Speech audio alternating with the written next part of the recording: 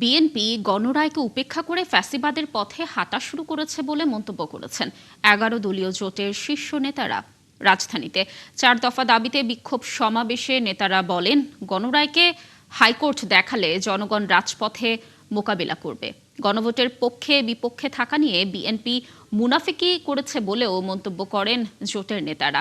এ সময় জ্বালানি সংকট নিয়ে সরকারের কঠোর সমালোচনাও করেন বক্তারা।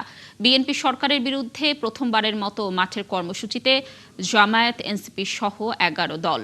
বায়তুল মোকাররমের উত্তর গেটে ৪ দফা দাবিতে এই বিক্ষোভ সমাবেশে যোগ দেন ১১ দলের শীর্ষ নেতারা। বিভিন্ন দাবি সম্বলিত ফেস্টুন, প্লাকার্ড হাতে আগত নেতাকর্মীদের স্লোগানে মুখরিত হয় সমাবেশ স্থল।